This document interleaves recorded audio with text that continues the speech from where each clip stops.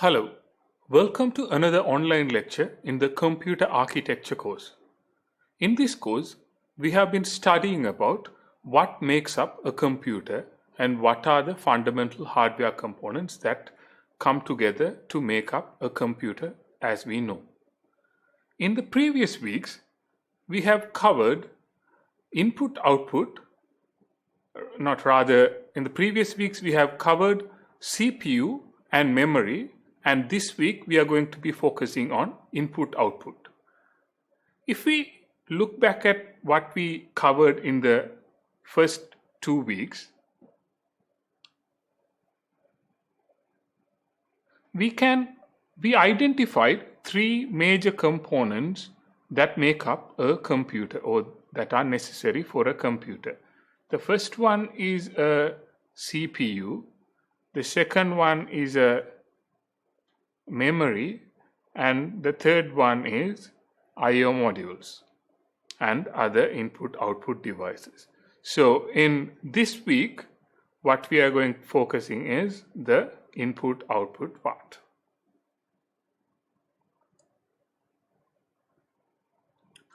So now before we go further into understanding how input-output interacts with CPU and memory and how these basic components work together, let's briefly look at what are some of these input-output devices that we talk about. In this example, we can see a number of input devices mentioned, and a lot of these are things that you are familiar with. And what makes up an input device is these are devices that can bring in some data into a computer. So for example, in the case of a keyboard, you can type something on a keyboard and that comes into a computer. In the case of a mouse, you can again point and click things and that signals comes into a computer. In the case of a scanner or a camera, it can bring in an image into a computer. And things like game controllers and so on, or even touch devices, these are things that can again bring in various types of input data, control signals into the computer, and the computer program can then do something with that information or data. Now, if we think about output devices, again we will have a number of various devices that you are familiar with. One of the common output device that most likely you are going to be looking at this point is going to be a monitor or a screen on your laptop. So these are output devices that are outputting information in the form of an image. Then if we think about printers, again printers are devices that are going to print information in the form of a printed paper. Again, these are devices that are outputting information, bringing out information from a computer program. We can also think about disk drives that are saving information, speakers that are outputting information as sound. So there can be a variety of output devices that we can think about. And a lot of these you may see around the computer that you are currently using as well. Then we will also have devices that are both input and output devices. A good example could be a modem or a networking modem or a network interface card where some form of network communication is happening. In those cases, what we will have is information is coming into the computer, but also some information is going out. Say for example, if you think about your computer that you are using now and how it is connected to the internet, maybe through a wireless connection or through a wired connection, in that input-output device, it is bringing in information from the internet into your computer, but then also it is taking some information from your computer back into the internet. So in that way, it is both an input device as well as an output device. Then things like storage devices or touch screens, these can also be considered as both input and output devices.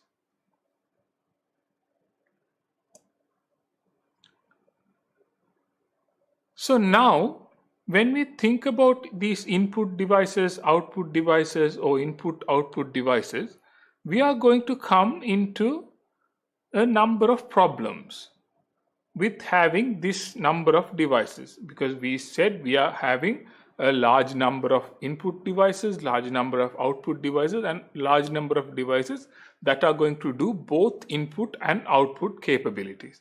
So with these devices, we are going to end up with that are associated with a computer, that a wide variety, a large number of peripherals. And these devices are going to work in terms of different types of data. For example, if we take a keyboard, you are typing something on a keyboard. Whereas if you think about a printer, that is printing something as an image or as a text. Then if we think about a camera, that is bringing in an image into the computer. So all these things are going to function very differently, different types of data and different amounts of data that is going to be working with these.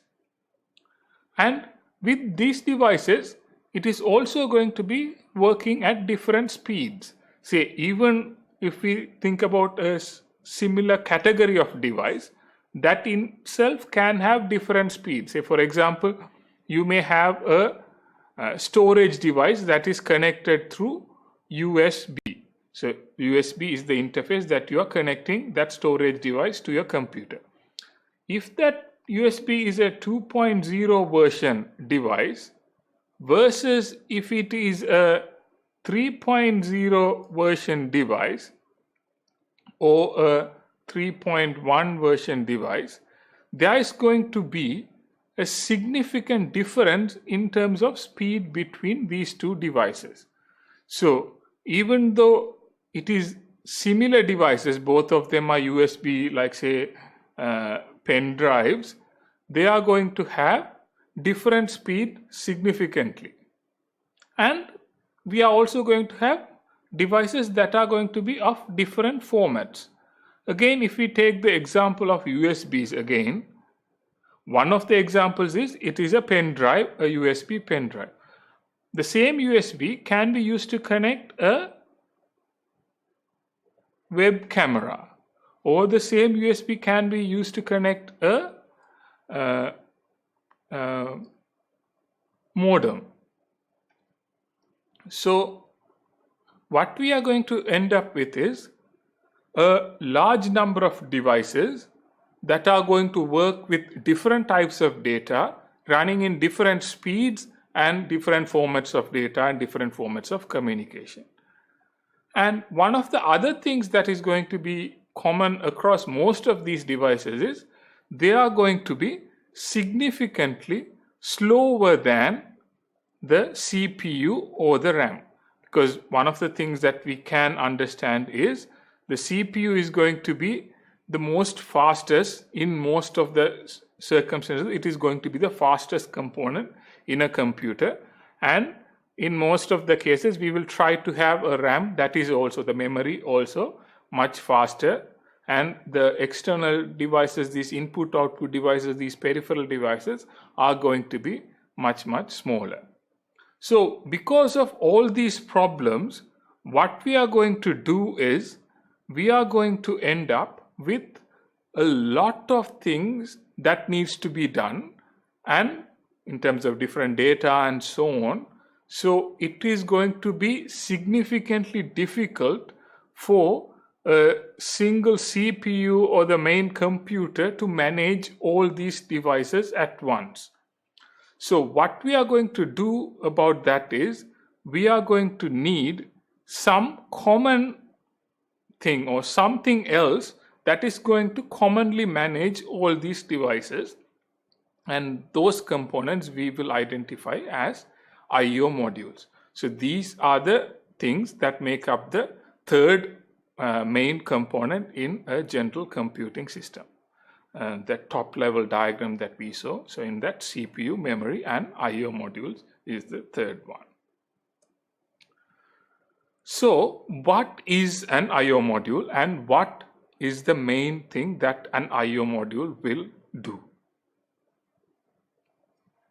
So what we have is, we have a CPU, the CPU is there, the memory is there, and in some cases we may have an additional graphics processor that is doing the graphics related functioning of that device, so that will be there.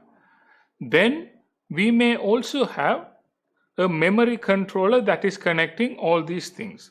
So this memory controller, it is going to be connecting these things together in terms of data communication between them. But now we want to connect a large number of devices, large number of peripherals that are going to be connected through various different interfaces, and we want to bring them into our computer. We want to bring them to be communicating with the CPU and the memory and so on. So to do that, what we are going to do is, we are going to use this I/O module. So this I/O module, what it is going to do is, it is going to translate whatever the requests or whatever the information that is coming in from various different input-output devices.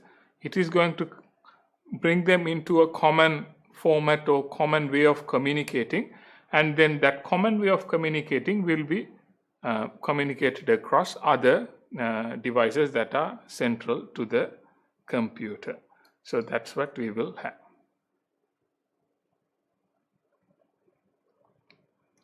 So just to again summarize, what this is going to do is, all these different I/O devices are going to function with different ways. They are going to connect through different interfaces. We are going to combine all of them together into this I/O controller, and then that I/O controller will be able to communicate to the CPU or the memory and so on. So that is the main role of an I/O module. And in this diagram, you can see a motherboard of a standard PC. And in a standard PC, we have two main ICs or two main chips that are normally working with this type of functionality. And they are normally called as the South Bridge and the North Bridge. The role of the North Bridge, that is the one that is connecting the graphics card, memory and the CPU, and that connectivity is done through the North Bridge. On the other hand, we have what is called the South Bridge, and that is the one that is connecting the various input-output devices and through various interfaces that may be there. So all these different interfaces will be supported by the South Bridge of the motherboard. So in a single motherboard, we will have two controllers. One is a North Bridge or the memory controller, and the South Bridge, that is the I/O controller, which will handle all the input-output related communications.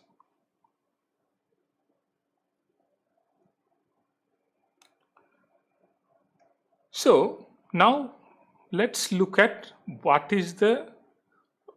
are the key functions of an I/O module. So an I/O module will do a number of key things as part of its existence. So one of the things that we said, it is a thing that is going to connect various devices. So that's the basic thing. It is going to connect various devices together and bring them to a common understanding. But by that, it will have to do a number of functions. So let's look at the key functions it is going to do. The first one is, it is going to be engaged in controlling and timing. So when we say controlling and timing, so that is about deciding when to read from a device, when to write from a device. So if some information is coming from the CPU or the information needs to go out, the I/O module has to instruct that particular device to communicate, read, write, and perform certain tasks. So that is controlling and timing. Then we have communicating with the CPU. So whatever the communication and information that is coming back and forth from IO module, it will have to somehow reach the CPU. So that communication with the CPU is going to be happening through the IO module. Then the next thing it is going to do is, it is going to do the actual communication with the devices. So that is this part of the communication. So with various devices, through various interfaces, it will have to communicate. Say, some may be USB, some may be SATA, some may be other. So it is going to do that device level communication. Then one of the other things an IO module will do is called data buffering. So what we will have is, say for example, we said CPUs can be much faster. So a CPU is producing data to be written to an IO device, say hard disk, at a particular speed. So CPU is producing at a particular speed, but the actual hard disk is much slower than the CPU, so it can only write at that slower speed. So whatever the information that is coming in is not going at the same speed out. So incoming to the IO module may be much faster from the CPU, but going out is much slower. So in this case, what the IO module needs to do is, it has to somehow store some information that is coming in here into a buffer and then send it out to the various peripherals that are connected. So this may be a fast connection and this may be a slow connection. So in that case, it may have to buffer that information in this intermediary point in the IO controller, IO module, and then it will have to communicate that across. And then one of the other things that the IO module will have to do is what is called error detection. So what we may have is, we may have a device that is connected through the IO module to the computer and suddenly it has stopped working. Let's assume, say, it is a hard disk again. The CPU was trying to write some information. Suddenly, somebody removed that hard disk from the computer. Say it's a USB drive or whatever. It is removed from the computer. So no longer it is connected here. No longer it is connected here, and no longer it can accept any more data. So because there's no device connected there. So when that is happening, when there's no device, the IO module will have to identify that. IO module have to do some error detection and identify, okay, this device is no longer there, so that is a problem, and then somehow inform the CPU saying there's a problem in communicating this along, this is the error, do whatever according to the program that is needed. So that is the other thing the IO module will do there. So the key functions are control and timing, CPU communicating, device communication, data buffering, and error detection.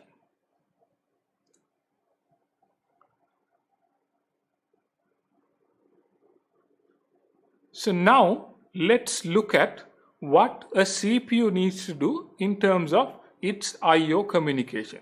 So we said the CPU is going to use the IO module to communicate with these various input-output devices. So now look at what are the steps the CPU needs to take in terms of communicating with these input-output devices. So the first thing it will have to do is, it will have to go and check with the IO module. So it will come, the CPU will have to come and check with the IO module and ask if a particular device is available. Say, let's say there is a device called a hard disk is there. So that is the device that is connected to the IO module, and the CPU wants to write some files there.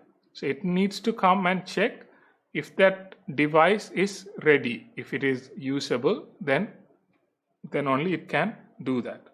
So once it is checked, that information will be transferred back to CPU. So the IO module will say, okay, the device is now available, you can communicate with that device. So that communication with the device is now possible because it is ready. So then if it is ready, if the IO module has indicated that it is ready, now the CPU can do the data transfer. CPU can send whatever the data it needs to write onto that device.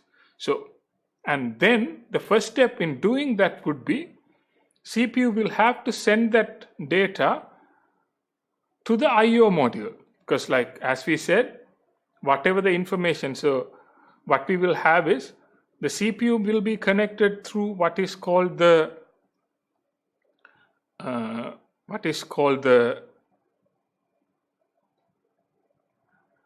system bus. So the CPU will be connected to the IO module through this system bus.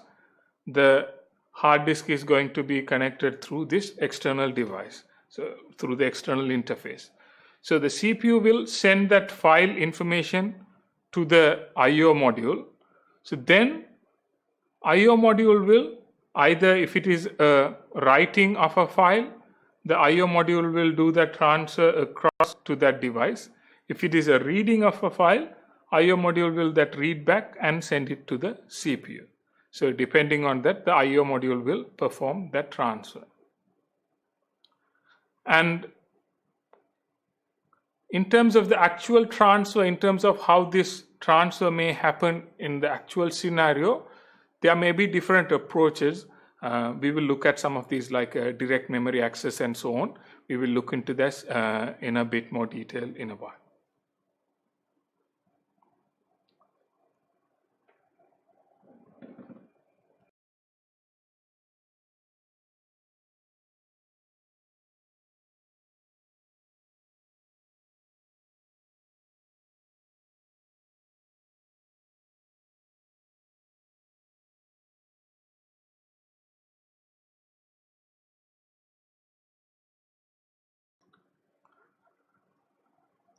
So when an IO device is doing this data transfer for the CPU, so the CPU is utilizing the IO module to do various transfers between devices, it has to make a number of decisions. So these decisions can be what are the properties or what are the capabilities of a device needs to be known to the CPU. Say for example, if we think of the example of a hard drive, so let's say it is a mechanical hard drive that spins at a particular speed. Does that information necessary to the CPU? Does that information needs to be given to the CPU? So that type of decisions in terms of what properties of the devices need to be given to the CPU can be decided by the IO module. Then certain IO modules can support one or multiple devices. Say if we think about a USB on a computer, you may know that on a single computer there may be multiple USB devices can be connected at the same time in parallel using a USB hub. So from a single USB point we connect a USB hub that has 4 more USB ports, and we can again connect 4 other devices to that. So in that case, that interface, that input-output interface is becoming a multiple device supporting interface. So not all devices can do that. Say for example, an HDMI interface that is outputting to a monitor may not do that in the same way as a USB could do. And then on the other hand, the IO module will have to decide what functions of the device that it will have to control and what functions the CPU may control directly. Say for example, the IO module will do the actual spinning of the device or giving certain instructions to read and write, and certain other information may be coming, certain other instructions may be coming from the CPU. And the other thing the IO module will have to handle is, depending on the operating system, the IO devices and the IO module will be considered in a certain manner. An example would be in Unix-like operating systems like Linux or something. Every input-output device is considered a file, and communicating to that device is like writing or reading from that file. So depending on the operating system also, that IO module will have to function in a slightly different manner depending on how these communications may be happening.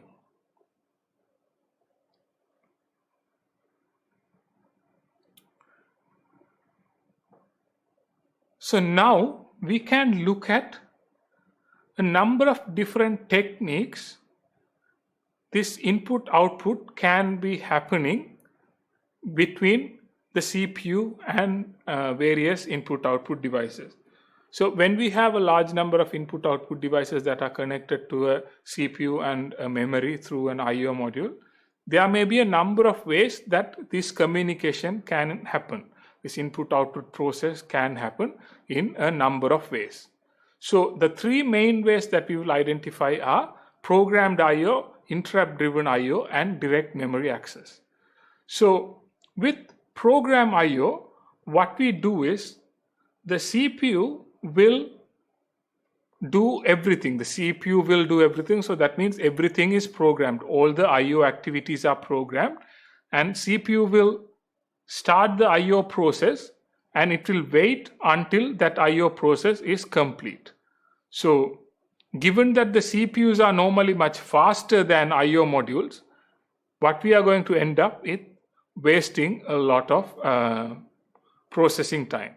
So it is a simple way because everything is going to be done by the CPU, but the disadvantages, or one of the key disadvantages with this approach is it is going to waste a lot of processing time. So that may not be a preferable method in most cases. Then the second method that we have is what is called an interrupt driven IO. So when we say interrupt driven IO, what we have here is CPU will issue the command. So CPU will go and say, write this file, and while that file is being written, it will go and do some other work. It will go and do, say, if this process have to stop, but it can go and work on some other processes. So depending on that, so it is working on something, it needs to read a file, so it will stop that, it will start doing something else while this file reading action is happening, and once the file reading is finished, it will come and interrupt, and then it can continue that process. But the disadvantage with this is we may have to occasionally come back and interrupt the process. We will look into this in a bit more detail.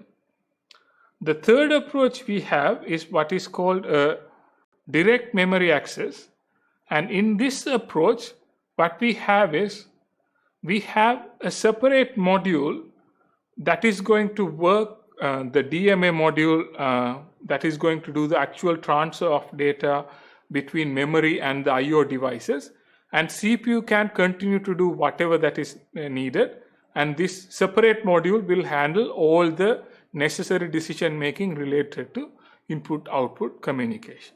So now we will look into each of these in a bit more detail. So before that, one of the things that we need to understand is how we can identify or address the information that is going to be stored in an input output device. Because in the case of programmed IO, what we will be doing is we will be transferring data like we are normally transferring data between memory, accessing memory. So in that case, we need to somehow identify from where the information of what is the device and how that device can be uniquely communicated to it, whether reading or writing. The CPU has to somehow identify what is the device and some unique way of identifying that. To do that addressing, so do addressing that data part of these input output devices, there are two approaches. The two approaches we have for IO mapping is, one is memory mapped IO, the other one is isolated IO. The key difference is in memory mapped IO, we use the same address space as the main memory, and in isolated IO, we use separate address space for the main memory and separate address space for the IO devices. So what we will have is, say, if it is a memory mapped IO, if this is the main memory that we have, whatever the IO memory will be just continuing from that. Say if it is starting from 0 and it goes up to 1000 in the main memory, then it may go from 1000 to 1200 for the particular IO device. So it is going to share the same address space from top to bottom. So it will be an extension from the main memory address space. So in terms of reading and writing, it is going to be fairly easy without any special commands, because it is going to be just as writing to that memory, writing the main memory without just extending that addresses. Say if you are writing up to 1000, now we are going to write up to 1200. So that is the main advantage or main simplicity in using memory mapped IO. On the other hand, if we think about isolated IO, what we have here is we will use separate address spaces. Say for example, we will have one address space for the main memory, and then we will have a separate address space for IO, and each of these will have their own addresses. So this will start from 0 to 1000, and this will start from 0 to 200, if we just going with the same example. So now what we will have to do is, these are two different address spaces. What we have here is, this address space is different and this is different because they are two different ranges. And so whenever we are writing, we'll have to select which memory we are selecting, whether we are writing to the main memory address or whether we are writing to the IO space. So, and because of this complexity, we may also need to have some form of special commands that we can use to communicate with these. So that is the approach of isolated IO. So in memory mapped IO, we have the same address space to the memory and then IO. In isolated IO, we have one address space for the memory and a separate address space for the IO devices, and both of them can be independently communicated. Those two address spaces are not connected. So now let's look at programmed IO. So how a CPU can communicate to devices through programmed IO. So the basic idea is, CPU is going to have the control over everything that is going to happen in terms of IO communication. So the CPU will have to decide whether the device is ready to be communicated, so sensing the state of the device. Then it will have to send reading and writing command, the CPU will have to send. Then CPU will have to send whatever transferring of data. But what we will have is, because CPU is doing all these things, CPU is now not doing the actual computational task it needs to do. It is spending quite a bit of time with this IO communication and sensing and reading and writing and transferring data. So CPU will have to wait until the IO module actually does all this communication and finishes. CPU will be just idly waiting, doing nothing. So CPU is here, I am given the data, waiting until it is written, and then it comes back. So because of that, what we will have is quite a lot of wasted time. So in that case, this is not ideally a great approach for communication with input-output devices if we are concerned about CPU efficiency. In certain applications, it may be okay, because if we don't have any other programs to run, this is the only program that is running in this computer. So if we are wasting some time and not doing anything is okay in certain applications. But in certain cases, it may not be ideal because it is wasting quite a bit of time in waiting for the IO module to complete the task. Then, with the programmed IO approach, it will have to go through a particular step in terms of communicating and completing the task. So first, what will happen is CPU will go and request the IO operation. So it is going to start the IO operation. So then the CPU will have to go and perform that IO operation. So it will instruct the IO module to perform the instruction.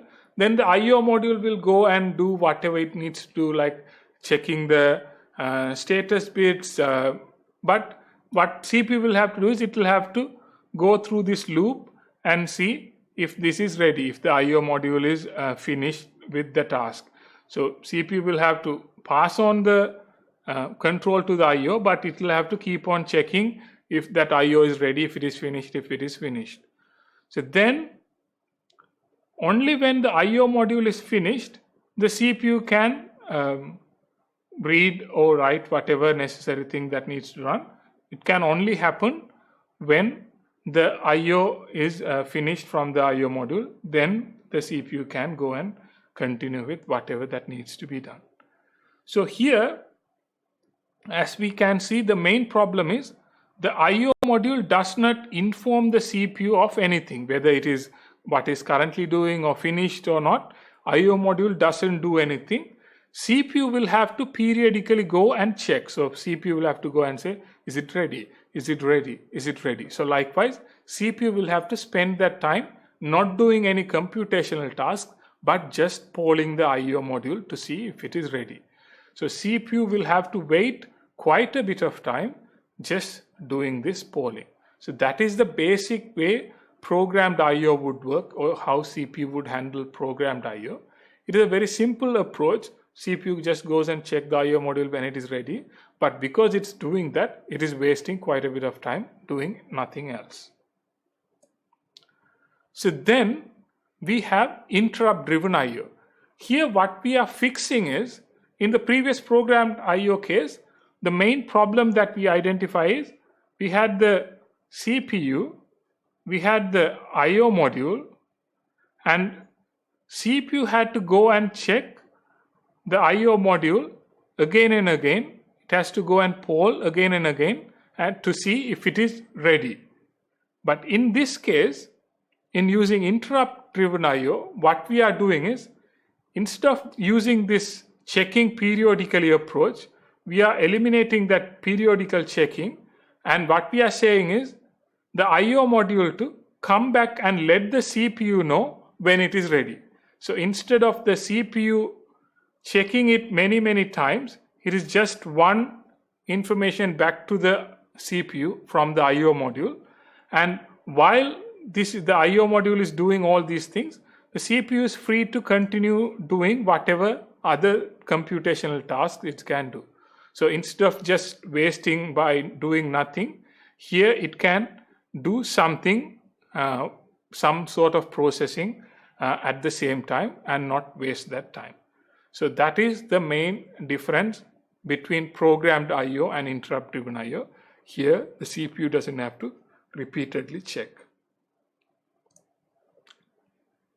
So this shows the basic operation of interrupt driven IO, and what we have here is the CPU will go and issue a command. So CPU will go and issue a command to the IO module, and at that point CPU is free to go and do something else until it gets an interrupt back from the IO module to say whatever the situation is. So IO module may come back and say, so if it is ready, say if it is if the CPU asks something to be written, if it has successfully written, the IO module will come back and say it is done.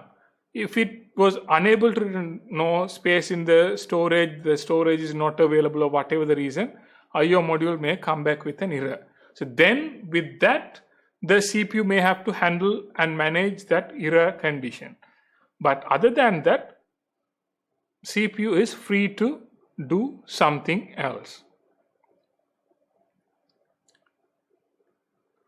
And once it is ready, the CPU will, the IO module will transfer the data as necessary, and then the CPU can continue as it needs. So here what we are mainly eliminating is we have eliminated the need of CPU going and polling and utilizing that time for some other computational purposes, which is much better utilization of a CPU. So that is interrupt-driven I/O. So with interrupt-driven I/O, one of the main things that will have to happen is what to do when an interrupt comes. So CPU goes to the I/O module, tells it to do something, and continues to do something else. It is going to another program and focusing on that. So then when an interrupt comes, CPU will have to do certain things and make certain decisions to decide what needs to happen. So that is known as interrupt processing. So in terms of interrupt processing, say for example, CPU will issue a command, it will do other work, and when it is interrupted, the main thing it will have to do is it will have to save the context that is currently in the CPU. So that is all the register values and whatever the things that are currently in the process. It will have to first save that. Once it is saved somewhere, so that it can come back to that process at that point in time, and then it can go and do whatever the input output related fetching or storing data as necessary with that particular I/O device. So the first thing is it has to save the context of currently running program, then go and attend to the interrupt and decide what needs to happen depending on what's there.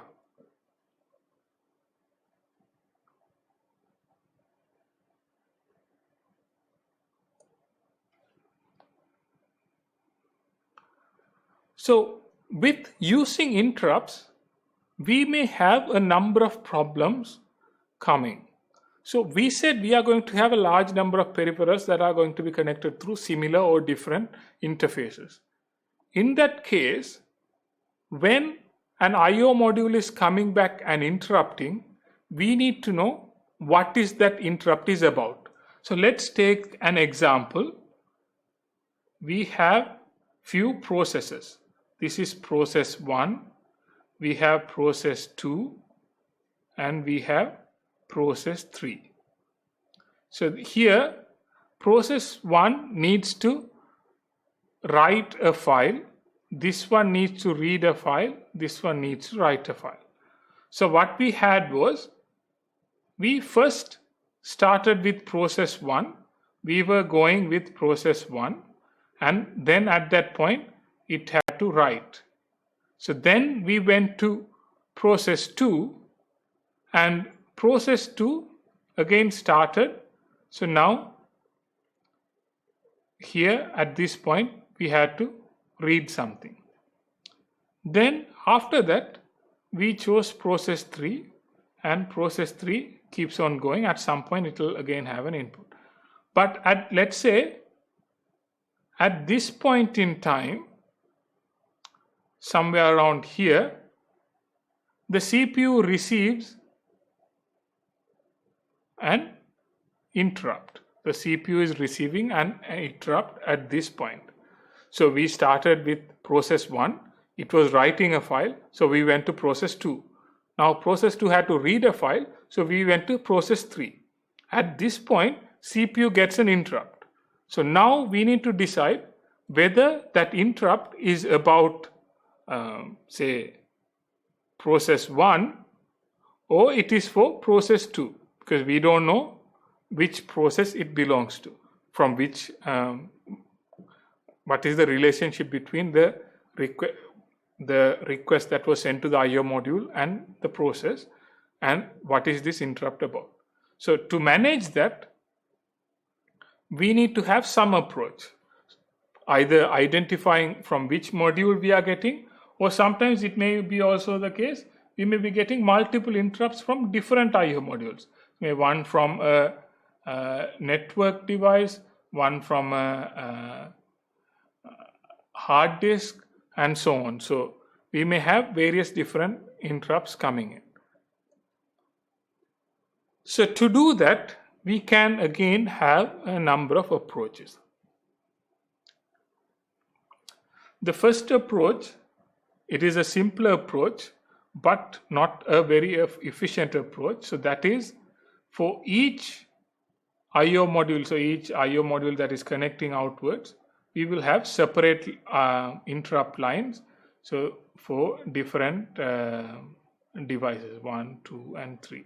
Each device has its own interrupt line, so like that. But the problem is we can only support a limited number of devices, because say if we have 10 devices, can we have 10 interrupt lines? So if we go up to 20 devices, now can we have 20 interrupt lines? So it is not expandable. So it is an approach, that approach can work having independent or dedicated interrupt lines, but not a great approach to have. Then the other approach is CPU can go and check using a software poll. So CPU can go and check periodically to see if an IO module is ready with an interrupt, so whether it is ready. Again, now we are having the same problem as CPU polling, so it is going to waste time in doing polling. So that may also not be a great approach, but again, all of these approaches may have certain application depending on the requirement. Then the other approach that we can have is, we can have what is called a daisy chain or hardware poll. And what we can do is, we can have, say, a number of devices here, and the CPU can send an interrupt, or the device can send an interrupt, and then the interrupt can hop between devices before it reaches the CPU. So at that point, we know where the interrupt is coming, but while the interrupt is being sent through this command line, the devices can also attach their own identifiers in the form of a vector. So that can identify what that interrupt is. So that can be used to identify from which module this interrupt is coming. CPU can decide what needs to happen with that particular interrupt. Then the other approach is what is called a busmaster approach. So here what we will do is, in busmaster approach, the module, say for example, but again, let's look through an example. Again, we have a number of devices like this, but what we have now is, we have a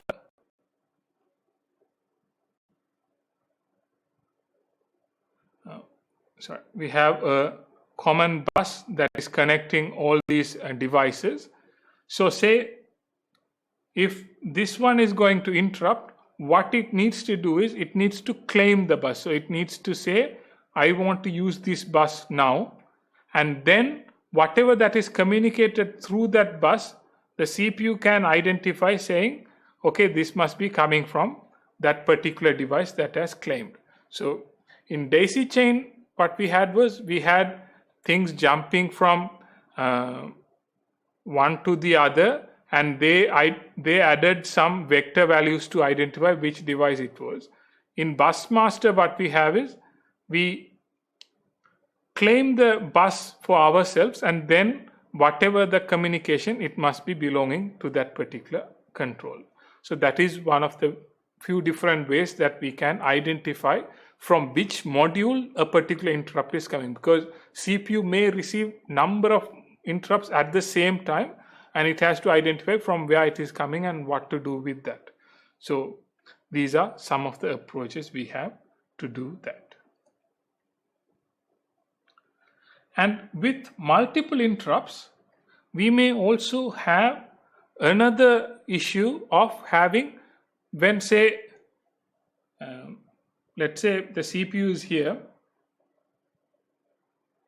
and the CPU receives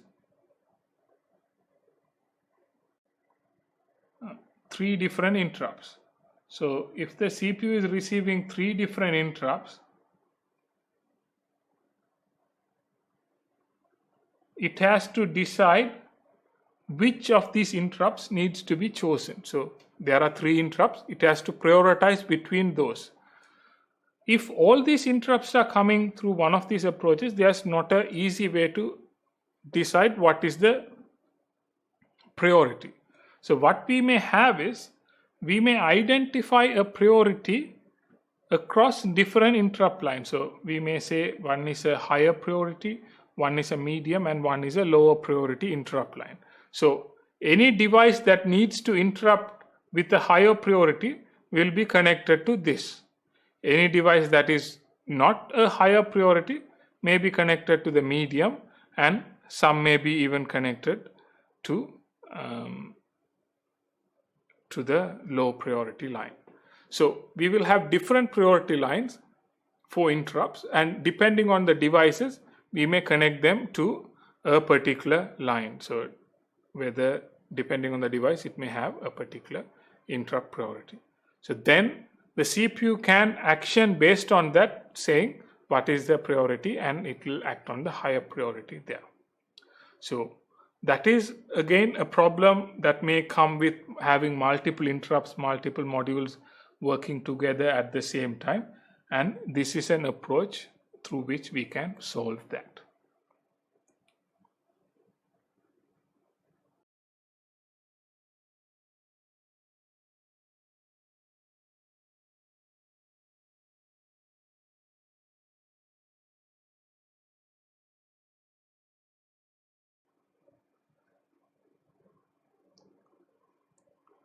So in both interrupt driven and programmed IO, we have number of disadvantages. That is, it is going to still utilize the CPU to some extent. So in the case of programmed IO, it is going to significantly use the CPU or utilize or block the CPU, because CPU will have to wait until whatever the necessary IO communication is completed. On the other hand, in terms of the interrupt driven one, it is taking some time in between the IO module and doing something else, but whenever the IO module needs some decision making, it will always come back to the CPU, and CPU will have to instruct the IO module what needs to happen. So again, in both cases, the data transfer rate is limited because of this, and also the CPU is significantly tied up in just managing this IO process. So to address that, we use an approach called direct memory access, or DMA. What that is, it is a specialized controller, another control processor that is outside the CPU, similar to an IO controller, that is only going to work with managing the communication between the IO modules and the CPU. So this DMA controller is a specialized processor that's only task is managing the communication between the CPU and to the IO modules. So that is the thing that we are going to look at, which is called the DMA controller. And the advantage here is DMA controller will do everything that the CPU needs to do, and it will not disturb the CPU in between, and only let the CPU know when everything is ready. So now let's look at the DMA operation in a bit more detail to understand how this differs from the previous approaches of programmed IO and interrupt driven IO. So what the CPU would do is, CPU would tell the DMA controller to what needs to happen, whether it is a reading or writing or whatever the instruction, the CPU will tell the DMA controller. But thereafter, the DMA controller will manage everything in terms of data transfer and so on. Everything will be managed by the DMA controller. At the same time, the CPU is available to do whatever that is necessary. CPU is given the responsibility to the DMA controller, and the DMA controller will do all the necessary data transfers and things that is there. And it will only interrupt when things are ready. The DMA controller will only interrupt when things are ready for the CPU. So not like interrupt driven, where it is interrupting frequently in terms of all these data transfers happening. Here the CPU is only interrupted when the data transfer is ready, and only at that point in time. And With DMA controller, what we have is, it is an approach where it is going to utilize, sometimes it is going to take some cycle to transfer the data transfer, but what it doesn't do is, it doesn't take the CPU control into managing that. It will just let the CPU suspend for a period of time while the data transfer is happening, and then it can continue, the CPU can continue. So it may slow down the CPU slightly, but it is not going to stop the CPU as much as it may have to do if it is actually doing the data transfer. So what is happening here is, when the DMA controller needs to do the transfer, it will need access to the bus to communicate that. But at that point, it will just let the CPU to pause for a bit or suspend for a bit, but not stop what it is doing. CPU can continue whatever it's doing, so there's no context switching or anything. It will just start suspended, and at that time, the DMA controller is going to use the bus to do whatever the transfers, and when the transfers are completed, CPU can continue where it was, and that is how it is going to work. And one of the elegant things that the DMA controllers would do, or the DMA approach would do, is it will utilize, or it will follow along the processor cycle. So the processor will have a fixed cycle along an instruction cycle, and when the DMA will break points, or DMA may interrupt only at certain points, such as these. So that is, DMA may be only interrupting before a instruction fetch, or before a operand fetch, or before a store result. So what we get from this is, the advantage that we get from this is, say, once an instruction is fetched, it will let that instruction to be decoded. So it is not going to stop that in between or halfway through. Similarly, when an operand is fetched, again it is going to execute the instruction before it is stopped. So it is not going to stop things in between. So it is not going to interrupt in these places. It is only going to interrupt in places like these, which are not going to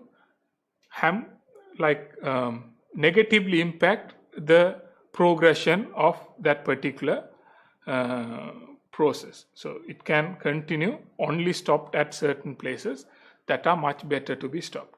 So even interrupt breakpoints can be, again,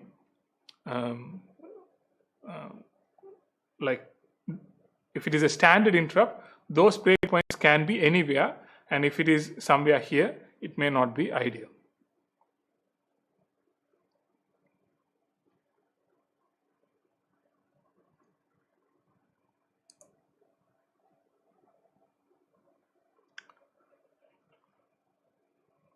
So if we think about DMAs can be connected through various ways. So one of the simplest ways of connecting a DMA controller is, it is connected through the same bus as with I/O, memory and processor.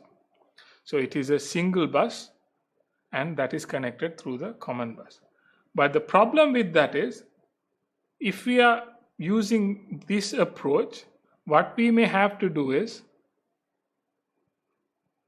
if we are, say for example, if we are reading from I/O, we'll read from I/O to the DMA, and then to the DMA to the memory. So we'll have to do the data transfer twice, one from the DMA to the I/O, then I/O to the memory, rather I/O to the DMA and DMA to the memory.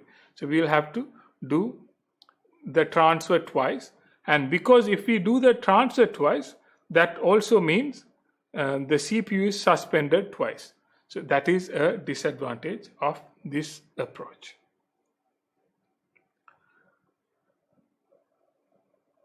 The second approach is, we are still going on with a single bus. We are still connected through a single bus. So the DMA controller and memory and all of these are connected through this single bus. But the IO modules are directly connected to the DMA controller. So it may be one or more IO modules are connected through a DMA controller.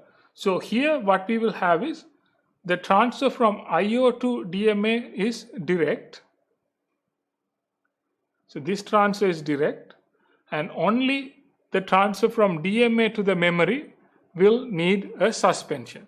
So CPU is only suspended once, whereas in the case of the previous one, CPU was suspended twice. Here CPU is only suspended once, because this transfer doesn't require the bus to be utilized, because it is directly connected to the DMA controller. The third approach we have is what is called a separate IO bus. So what we have here is the system bus is here, that is connecting the processor, DMA and memory, and we have a single DMA controller maybe, but what we will have is all the IO modules are connected through a separate bus. So there is an IO bus that is connecting the IO modules. So again, whatever the necessary communications can happen in this part without the CPU being suspended, and whatever the communication in the system bus part, that is from DMA to the memory, at that point the CPU will be suspended once. So again, here CPU is suspended once, but here we have a dedicated bus that is communicating the IO module. So all the IO modules are connected through a common bus into a common DMA controller, and then that is connected to the CPU and memory through a common bus.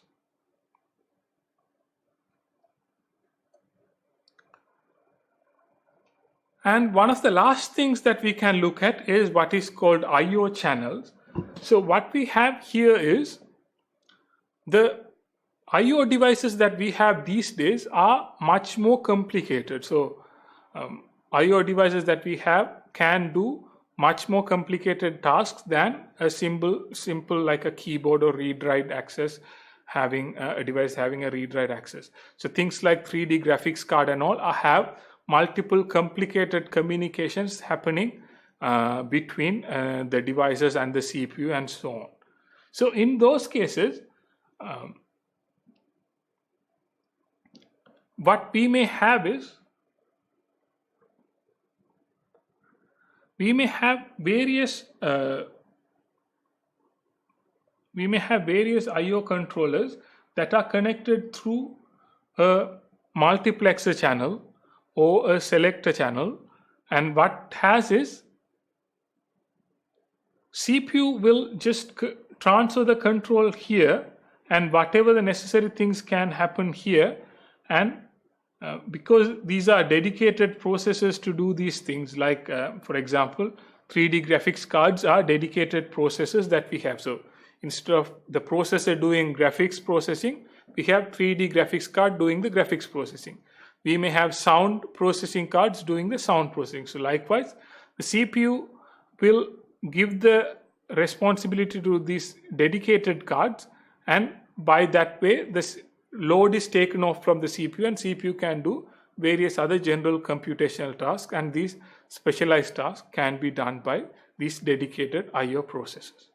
So that is one of the things that may be common in newer or modern computer environments.